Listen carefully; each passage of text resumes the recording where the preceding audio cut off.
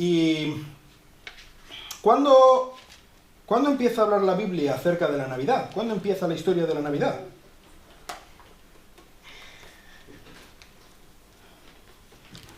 Génesis, capítulo 1. Ahí empieza la historia de la Navidad. A veces pensamos que la historia de la Navidad, pues quizá empieza, como estuvimos viendo el domingo pasado, ¿no? Con unos pastores a los que se les anuncia por medio de unos ángeles. O la anunciación a María, ¿no? La anunciación a María de que iba a quedarse embarazada. O quizá, vamos un poco más atrás, 6 meses antes, la anunciación a Zacarías, ¿no? Del nacimiento de Juan el Bautista. Ahí empieza la Navidad, ¿no? Ahí empieza... No. La historia de la Navidad es la historia de la humanidad. La historia de la Navidad es la historia de 2 hombres. Más específicamente, de 2 humanidades. Y eso es lo que vamos a estar haciendo hoy. Vamos a intentar trazar la historia de la Navidad desde el principio del todo. Desde el principio de los tiempos, para ver hasta qué punto las raíces de la historia de la Navidad se funden, se meten hasta lo más profundo de quiénes somos como seres humanos, para tratar el mayor de los problemas y la mayor lo más profundo de nuestro corazón.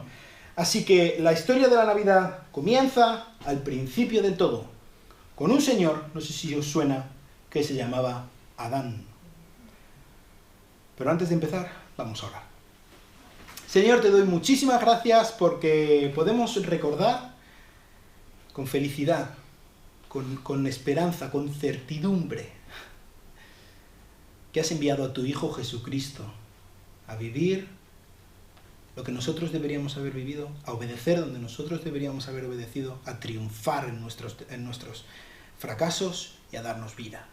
Muchas gracias, porque podemos tener este recordatorio en Navidad, cada domingo, cada día podemos tenerlo, pero especialmente en Navidad, de tu bondad, de que eres un Dios cercano, que eres un Dios que se involucra, un Dios íntimo. Muchas gracias por Jesucristo. Ayúdanos hoy a ampliar el horizonte de la concepción que tenemos de tu precioso Hijo Jesucristo, y te lo pido en su nombre. Amén. Amén. Pues vamos a Adán. Vamos a hablar de varios jardineros hoy. Y vamos a empezar por el primer jardinero. Dios creó a Adán el 6º día de la creación. En el primer día de la creación, Dios creó la luz. Que se haga la luz. ¡Pum! Y la luz se hizo. Y Dios separó la luz de la oscuridad y llamó a la luz día y a la oscuridad llamó noche, ¿verdad? No lo sabemos de la historia de la escuela dominical, ¿no? En el segundo día, Dios hizo una separación entre el agua y hizo una separación, una expansión que llama, separando las aguas de arriba de las aguas de abajo. Y llamó a la separación, a la expansión, le llamó cielo, y al agua le llamó mares. Ese es el segundo día. Tercer día, Dios hizo emerger la tierra firme de entre el agua. ¿Veis que Dios estaba creando diferentes aspectos, diferentes reinos de la creación, diferentes lugares? La luz y la oscuridad. En el segundo día, el aire, el cielo y el agua. En el tercer día, la tierra firme. Y a partir del cuarto día, empieza a poblar esos lugares que él había creado. El cuarto día, puebla la luz y la oscuridad, poniendo las lumbreras, el cielo, el sol, la luna, las estrellas. El quinto día, puebla el aire y el agua, y pone a las aves y a los peces y a los monstruos marinos. En el sexto día crea a los animales que pueblan la tierra. Y al final del sexto día, como el pináculo de la creación, dice en Génesis 1, versículo 26, hagamos al hombre a nuestra imagen conforme a nuestra semejanza y ejerza dominio sobre los peces del mar, sobre las aves del cielo, sobre los ganados, sobre toda la tierra, sobre todo reptil que se arrastra sobre la tierra. Creó pues Dios al hombre a imagen suya, a imagen de Dios lo creó, varón y hembra los creó, y los bendijo Dios y les dijo, sed fecundos y multiplicaos, llenad la tierra y sojuzgadla, ejerced dominio sobre los peces del mar, sobre las aves del cielo, sobre todo ser viviente que se mueve sobre la tierra. Y he aquí, Dios dijo, he aquí yo os he dado toda planta que da semilla de la superficie de la tierra, y todo árbol que tiene fruto que da semilla, esto os servirá de alimento, toda bestia de la tierra, etcétera, etcétera. Esto es lo que Dios hizo en el sexto día. Y al séptimo día, descansó. Dios creó a Adán como lo más importante de la creación. De hecho, estuvimos hablando un poco en una de las paparruchas, no sé si recordáis, el hecho es trascendental, es importantísimo, que Dios crea de una manera impersonal todas las cosas, pero al hombre lo crea de una manera familiar, y él se reúne en su propia familia y dice, vamos a crear al hombre como lo más especial, y le dice 3 cosas al hombre, básicamente. Le da una bendición, le da simiente y le da tierra. Bendijo Dios al hombre.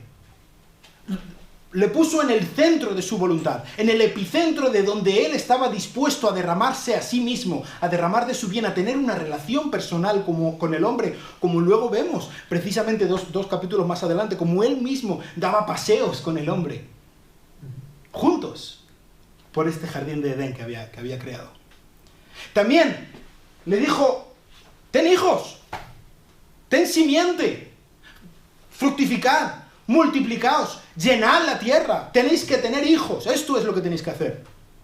Y le dio la tierra para que la trabajara, para que la guardara, para que la cuidara. Le puso en un jardín para que fuera jardinero, para que ejerciera dominio sobre ella, y luego vamos a ver un poco más acerca de esta palabra, para que la sojuzgara. A ver qué significa esta palabra. Así que, básicamente, lo que hace Dios con Adán es que le da 2 características, le da 2 oficios. Por una parte, que sea el rey sobre la tierra, y por otra parte, que sea el sacerdote en el templo que él había construido en Edén. Y vamos a hablar un poco acerca de estas 2 características. Por ejemplo, cuando en el capítulo 1, versículo 28 dice, señoread, ejerced dominio. Esta misma palabra, ejercer dominio, es la que se usa muchas veces en la Biblia para hablar de el gobierno de un rey.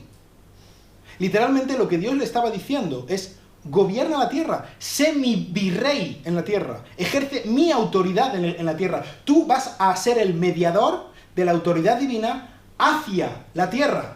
Más específicamente, hay algunos textos, vamos a ver ahora alguno, de los que lo tenemos ahí en el Salmo 72 y en el Salmo 110, en los que se habla acerca del gobierno del Mesías, el ungido del Señor. ¿Os acordáis la lección que David quería que el pueblo de Israel entendiera en esa canción preciosa en el 2 libro de Samuel, capítulo 1? Cuando le dice, cuando básicamente lo que les estaba introduciendo, la enseñanza que les estaba dando es, vosotros tenéis que saber que la bendición de Dios siempre será mediada por medio del ungido del Señor. Y en estos 2 salmos mesiánicos, en el Salmo 72, versículo 8, Salmo 72, versículo 8, escrito por el mismo Salomón, dice, domine él de mar a mar, desde el río hasta los confines de la tierra. Esta misma palabra, domine, en la misma forma verbal en el hebreo, es lo que Dios le manda a Adán. También en el Salmo 110, versículo 2.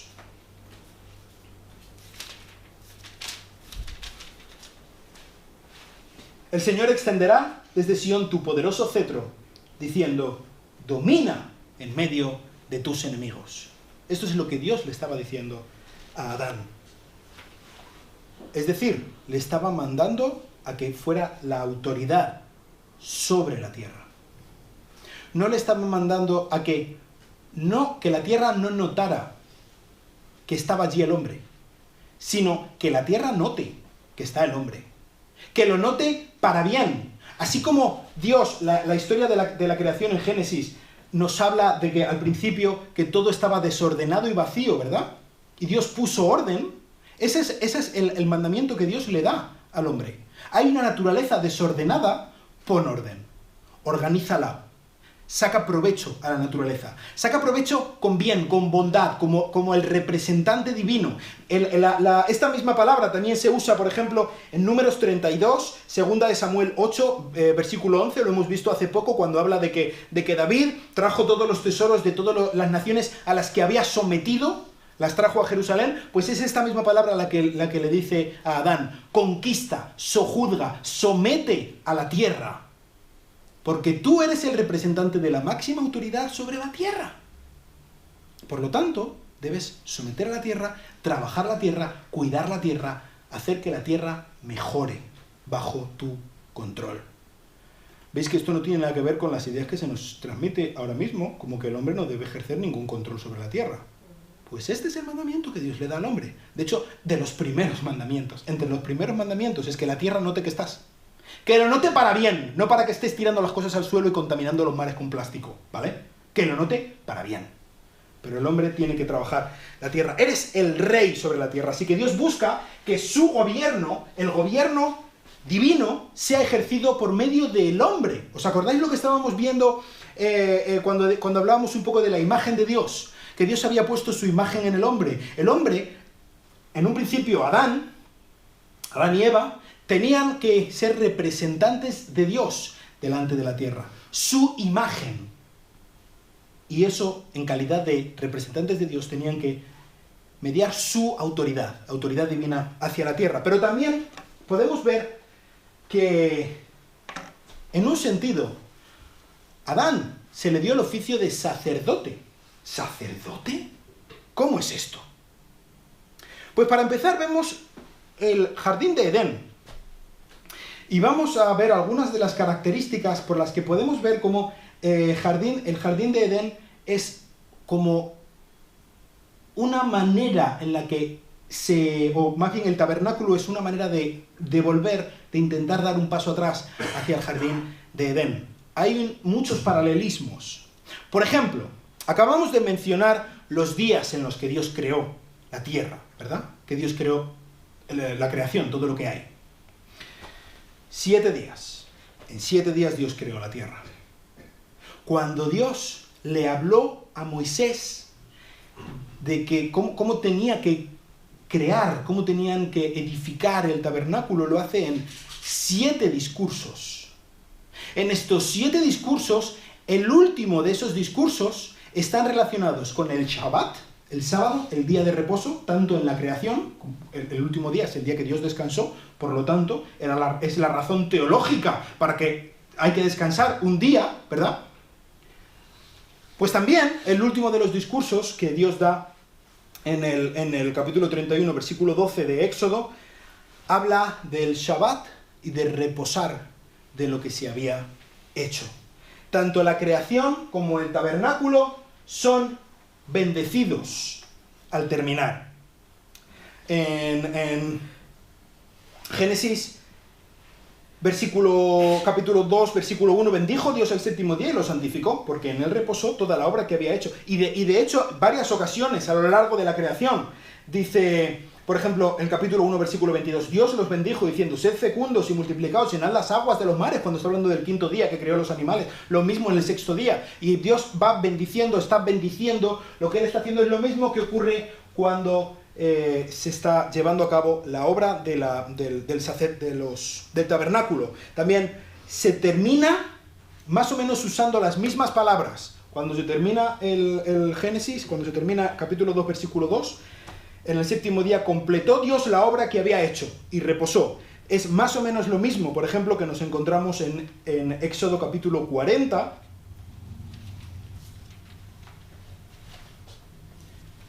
versículo 33. Moisés levantó el atrio alrededor del tabernáculo y del altar y colgó la cortina para la entrada del atrio, y así acabó Moisés la obra. Las palabras en hebreo son iguales. Así acabó Moisés la obra, y cuando dice en Génesis 2, terminó la obra que había llevado a cabo Dios. También hay varios paralelismos. Dios anda en el jardín de Edén Dios anda, Dios da paseos usando las mismas palabras, las mismas expresiones que se usa para hablar de cómo Dios anda junto con los israelitas que iban en el desierto y de cómo Dios se presenta en su presencia en el tabernáculo. ¿Os acordáis qué ocurrió cuando el hombre pecó y fue expulsado del Edén? Dios protegió al Edén, ¿verdad? Los expulsó hacia el oriente y puso 2 querubines en la entrada para proteger su presencia que estaba allí y para proteger el camino hacia el árbol de la vida, para que no pudieran llegar hasta él. En el tabernáculo también había 2 querubines que protegían la presencia de Dios. En el lugar santísimo, encima del arca del pacto, había 2 figuras de querubines, en lo que se llama como el trono de Dios. Allí estaban custodiando la presencia de Dios, también orientado hacia el este. Lo que tenía que proteger en el Edén era el árbol de la vida.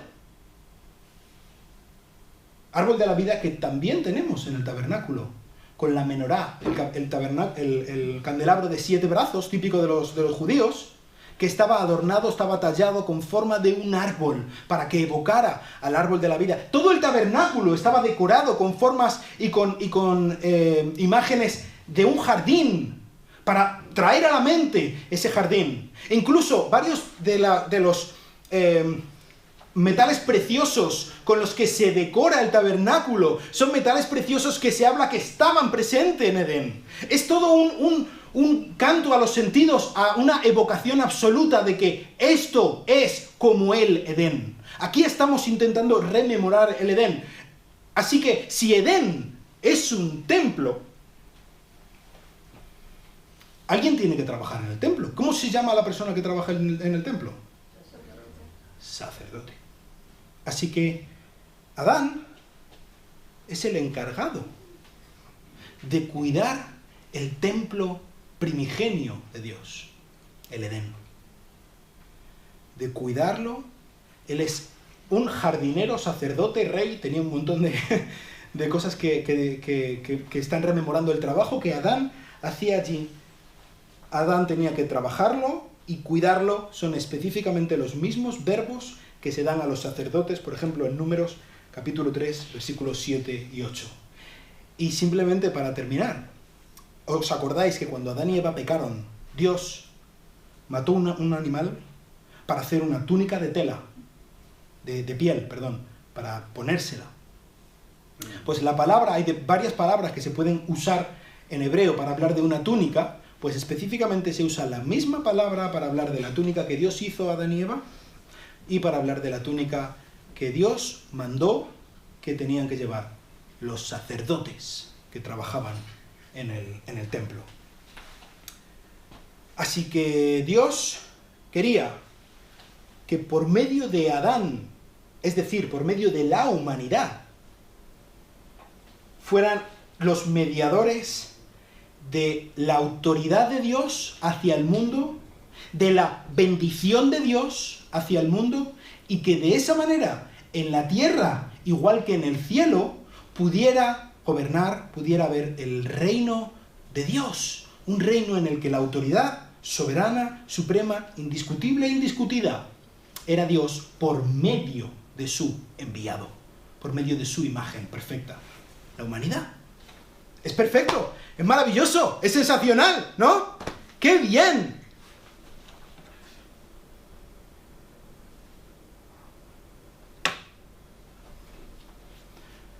Todo se fue al traste. ¿Por qué? ¿Por qué se fue todo al traste?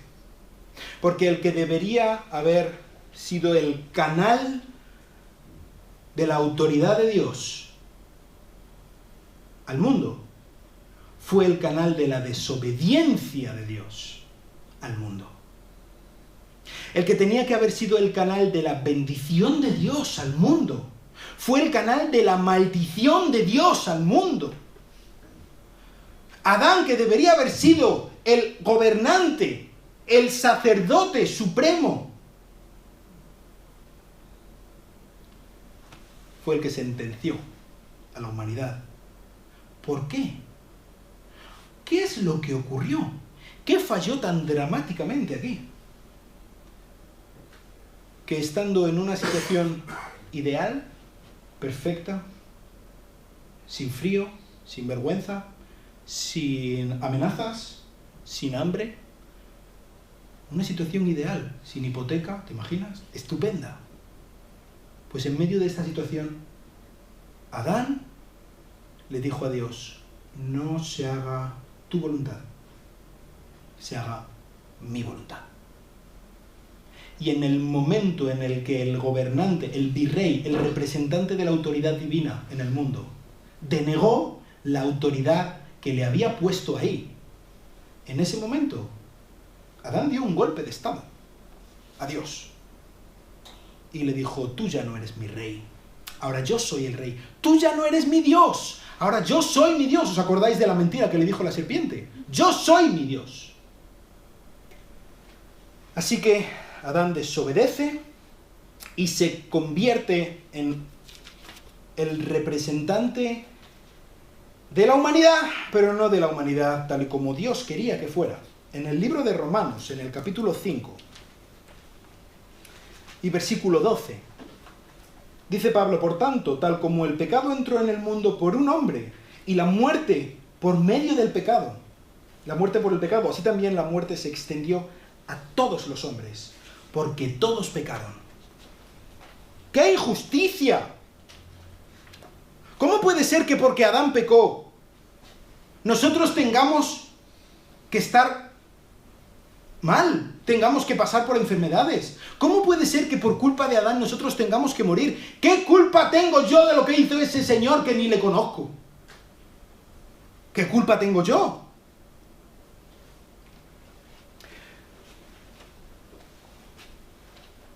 Independientemente de la opinión que tengas tú de los gobernantes que padecemos, sus decisiones te afectan. ¿Verdad que sí?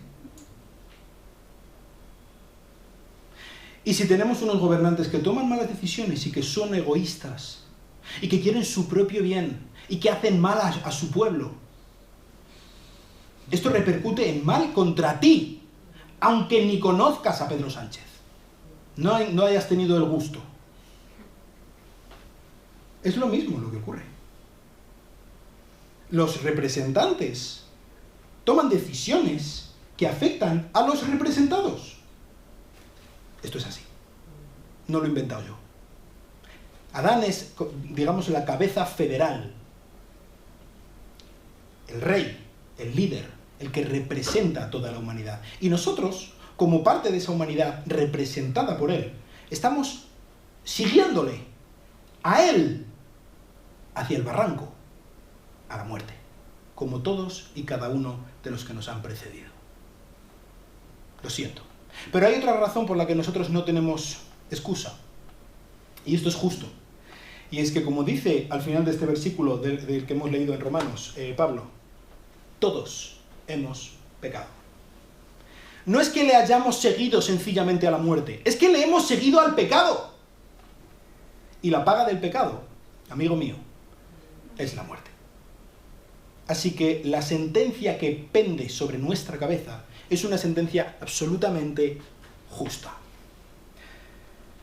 Así que como cabeza federal de la humanidad, Adán media no la vida, sino la muerte, para todos. La maldición para todos y cada uno de los seres humanos. La inclinación hacia el pecado. La condena capital.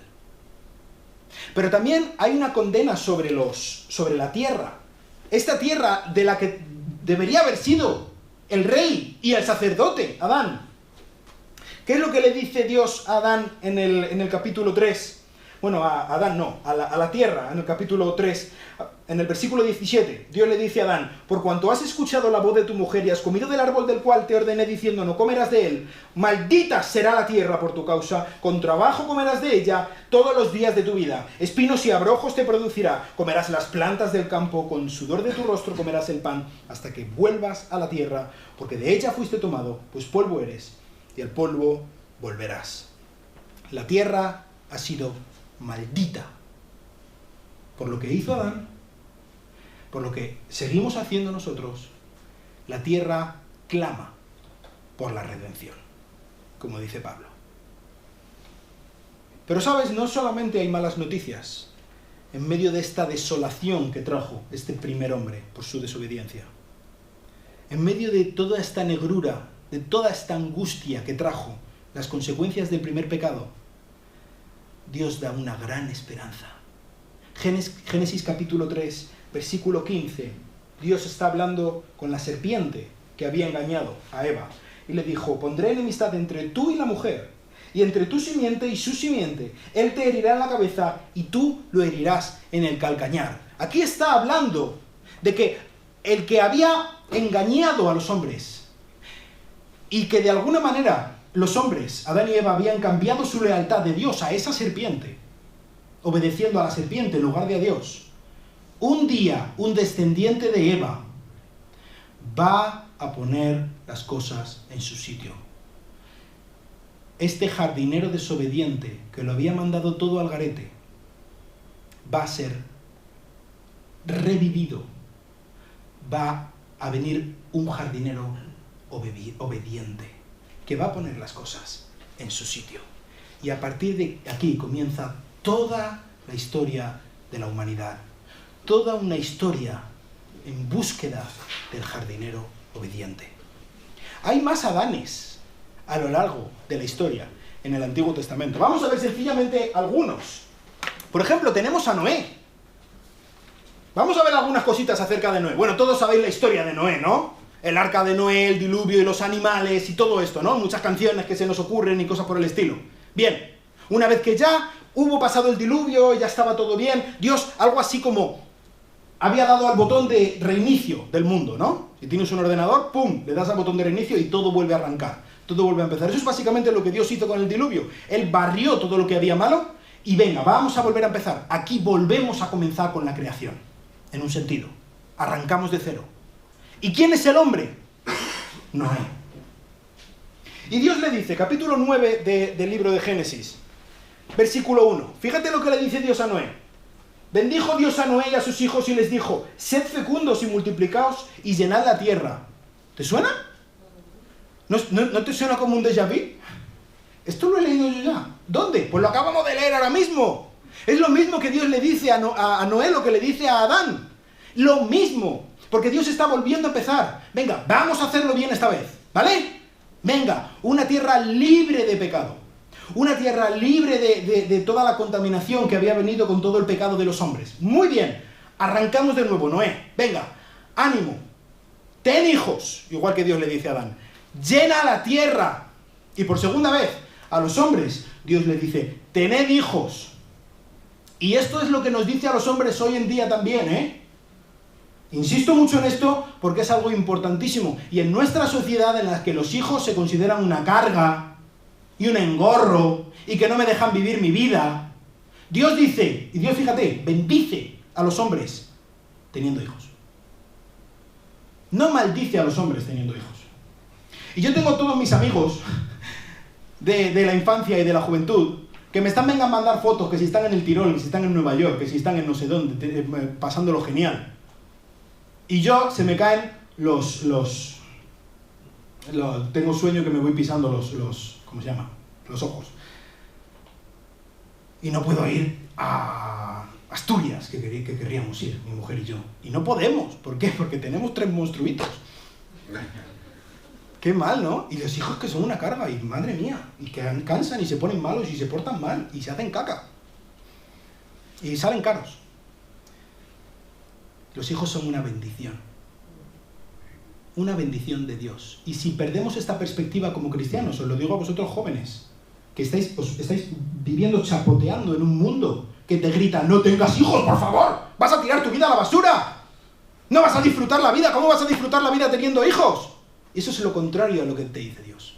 Dios te dice: ten hijos y críalos bien, invierte en ellos, y jamás vas a poder tener un viaje, una fiesta, una satisfacción más grande que ver crecer a tus hijos como Dios quiere que crezcan.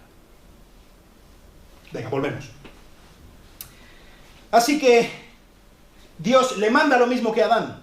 Incluso Dios, vemos por ejemplo en el versículo 6 y 7, Dios le manda a Noé, vas a tener cuidado de que la gente no se mate entre ellos. ¿Por qué? Porque sois imagen de Dios. ¿Te suena de algo? También, de nuevo, rememorando lo que Dios le había dicho a Adán, enfatizando la imagen que Dios ha puesto en el hombre. Sois representantes de Dios, tenéis que portar la honra que Dios ha puesto en vosotros como representantes de Dios, y matar a alguien, a una persona, es matar a Dios en efigie, es matar a alguien que es representante, es la imagen de Dios, ¿entiendes? Por lo tanto, Dios está volviendo, está recapitulando en Noé lo que dijo en Adán, y Noé tiene hijos, y puede volver el reino de Dios. Está todo perfecto, está todo... ¡Vamos! Lo tenemos, ¿no? ¡Lo tenemos! ¿Y qué es lo último que sabemos acerca de Noé?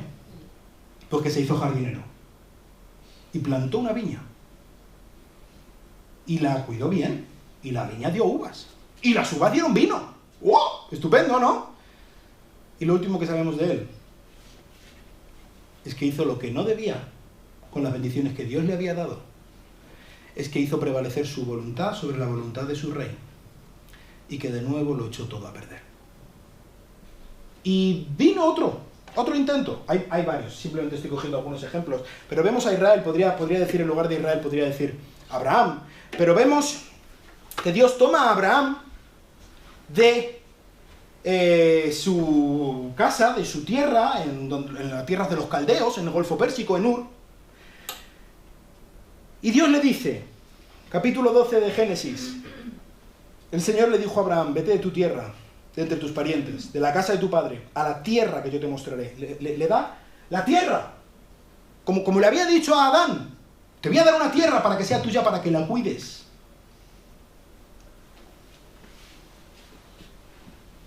Haré de ti una nación grande, descendencia, hijos. Te bendeciré, bendición. Esta es la idea que Dios tuvo. Y Dios lo cumplió cuando los descendientes de Abraham los sacó de Egipto. Y de un grupo de 12 tribus los llevó a Sinaí. Y allí hizo una nación. Y les dio una ley. Y formó un pueblo. Igual que Adán lo formó fuera del jardín, vemos en el capítulo 2 de Génesis, y luego lo introdujo en el jardín, a la tierra, el reino de Israel, lo formó fuera de Israel, en Sinaí, y luego lo introdujo a la tierra, a Israel. Y vemos patrones que se van repitiendo. Y allí Dios concibió a Israel como un reino de sacerdotes, que mediarían la bendición y la lealtad a Dios, a todos los hombres. Y la idea de Dios un poco con Israel era de hacer una fuerza centrípeta, en la que todo el reino, todo el resto de las naciones fueran a Israel y vieran, madre mía, Israel es una pasada, pero es una pasada por el buen Dios que tienen y la buena ley que les ha dado, y cómo los ha redimido y los ha sacado de la esclavitud, y ha hecho de ellos sacerdotes que median la bendición de Dios hacia todo el pueblo, hacia todas las naciones. ¡Qué bien! ¡Estupendo! Maravilloso. Pero Israel le dijo a Dios, que se haga mi voluntad y no se haga tu voluntad. Así que, igual que había ocurrido en Edén, Dios los sacó del sitio donde los había puesto y los envió hacia el oriente, hacia el este, igual que había ocurrido en Edén. En la nación del norte, el reino de Israel a Asiria, el reino de Judá a Babilonia, los llevó, los sacó del lugar de bendición, del lugar donde tenían la relación, la bendición de Dios. Fueron expulsados. Podríamos hablar de algunos otros ejemplos que, de alguna manera, vuelven a traernos esta idea de Adán. Esto hay que restaurarlo, esto hay que arreglarlo de alguna manera. Pero vamos a el último Adán, tal y como Pablo lo llama. El Adán postrero, el Adán escatológico, el Adán del final, el definitivo. Por ejemplo, en uno de estos textos que tanto nos gustan y que tanto nos divierten, ¿no? Las genealogías. Dice en la genealogía de Jesús de Lucas, en el último versículo 38 del capítulo 3 de Lucas, habla de Cainán, hablando de larga lista de descendientes o de ascendientes de David, de Enos, Enos de Set, Set de Adán y Adán de Dios. Cristo estaba emparentado directamente con Adán. Sí, como todos, podemos decir. Sí, como todos, efectivamente. Pero en Jesús era especialmente importante. Decía, por ejemplo, ¿dónde lo tengo? El Papa León el Grande, allá en el siglo V, que Cristo tenía que ser igual a Dios para cumplir su mediación, para poder pagar, para poder redimir, para poder tener el poder suficiente para poder hacerlo. Pero también tenía que participar de la naturaleza humana de Adán, en forma de siervo, para que el nuevo hombre pudiera llevar a cabo la renovación del viejo. En los primeros siglos de nuestra era, la Iglesia, la principal disputa que había en la Iglesia era por quién era Jesús, cuál era la naturaleza de Jesús. Por ejemplo, tenemos a uno de los grandes padres de la Iglesia, Ireneo de Lyon. Él, una persona que pensaba, alguien muy inteligente. Y él formuló toda una teoría en cuanto a la contraposición entre Adán y Cristo. Y él básicamente lo que decía era que Cristo tenía que volver a andar los pasos que Adán había andado para poder traer salvación. Era como el Adán definitivo. Y es muy interesante lo que él dice. No me voy a meter mucho en esto, pero de verdad que es muy interesante lo que él dice. Pero para empezar, hasta que llegó Cristo, no había habido nadie en toda la historia de la humanidad que no hubiera tenido un padre biológico. Desde Adán hasta Cristo. Fue el primero, después de Adán, que no tuvo un padre biológico. Esta es una de las razones, por ejemplo, por las que pensaban algunos líderes de la Iglesia de los primeros siglos que el pecado se transmitía por medio del semen, por medio del padre, por medio del hombre, porque Cristo no tuvo padre biológico. No tiene nada eso que ver con lo que dice la Biblia, pero bueno, eran algunas consecuencias que ellos sacaban. Pero de muchas cosas que podemos decir de Cristo como el nuevo Adán, vamos a enfocarnos en una escena en particular. Cuando Adán estaba en el paraíso viene de la palabra persa pailiadeza, que significa jardín amurallado. Pues allí estaba Adán, como estaba diciendo antes, en una situación idílica, sin preocupaciones, sin problemas, sin dolores, sin enfermedad, sin miedos, sin peligros, todo perfecto, todo estupendo. Y allí, en esta situación idílica, con solamente una norma que Dios le había puesto, Adán desobedeció. Y de nuevo, tenemos al último Adán, en otro pairiadeza, en otro jardín amurallado, llamado Getsemaní, la prensa del aceite. Y allí, en una situación absolutamente horrible, desesperante, él mismo afirma tener angustia de muerte. Tal era su angustia que sudaba sangre, porque de la misma tensión sus vasos sanguíneos de los poros de la piel se habían roto y sudaba sangre. Sabiendo que en ese mismo instante se estaba movilizando la maquinaria que iba a llevarle a la muerte más atroz concebible. Y es en ese mismo instante, sin ninguna necesidad de hacerlo, en la que el último Adán, Jesucristo, dijo: que no se haga mi voluntad, que se haga la tuya, Dios. Y es esto lo que hace que absolutamente todo cambie. Al fin había llegado el jardinero perfecto. Al fin había llegado el jardinero obediente. Y esta obediencia de Jesús, en una situación parecida, pero completamente diferente que la que había vivido Adán, pasó la prueba del jardín.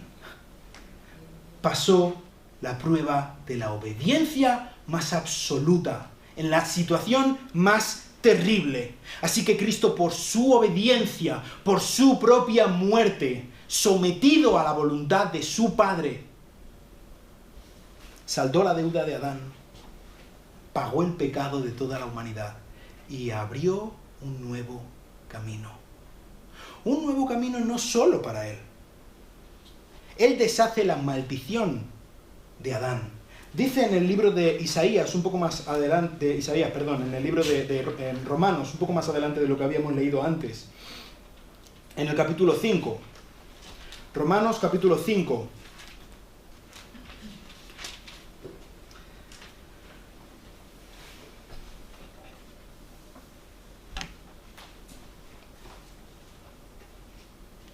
Romanos capítulo 5,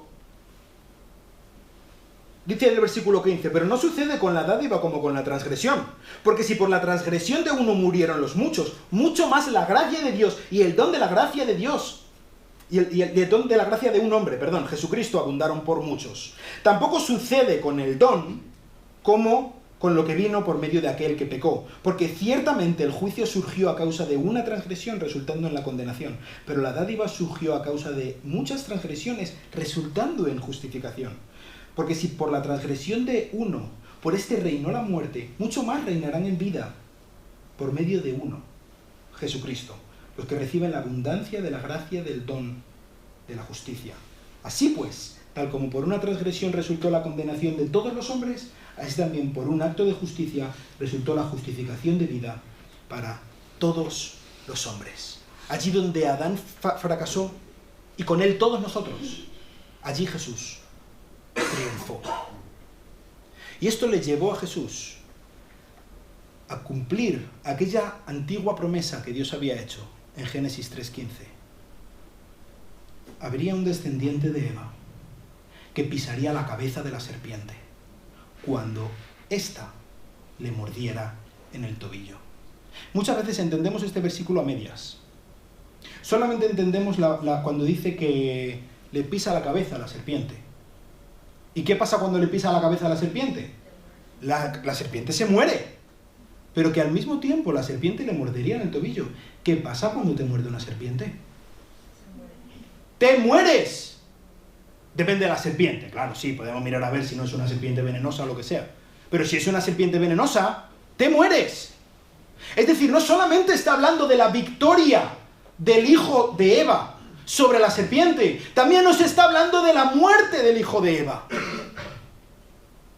Jesús, que no estaba siguiendo a Adán en su camino hacia el barranco, hacia la muerte. Jesús, que no merecía la muerte porque él no había pecado, porque él es el jardinero obediente. Jesús gustó una muerte que no le correspondía. Él no era el que tenía que morir. Jesús fue y murió donde no tenía que morir. ¿Por qué?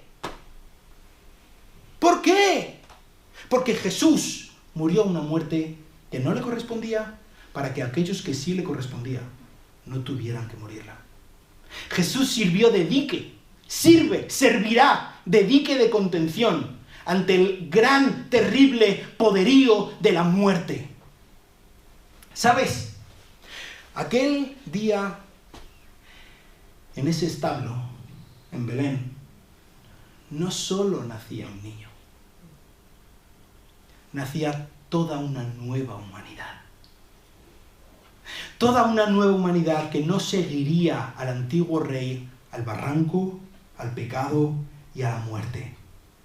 Toda una nueva humanidad que podría ser protegida del barranco, del pecado y de la muerte por lo que sufrió nuestro Señor Jesucristo.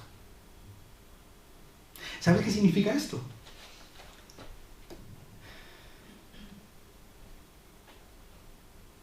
Nosotros ya no tenemos que morir. ¿Qué? Dice el capítulo 6 de Romanos que nosotros estamos bautizados, incorporados, unidos, adheridos a Cristo en su muerte, en su sepultura y en su resurrección. Si tú has confiado en Cristo como tu Salvador, ya has muerto en Cristo. Cuando Él murió, ahí estabas tú. De la misma manera que cuando Adán pecó, ahí están todos los que le siguen a Él en la antigua humanidad. Cuando Cristo murió, ahí estamos todos los que le seguimos a Él. Y cuando nosotros cerremos los ojos por última vez en esta vida, no va a ser la muerte lo que padezcamos. Va a ser la reunión con aquel que murió por nosotros, en nuestro lugar, a nuestro favor. No tenemos que tener ningún miedo a la muerte.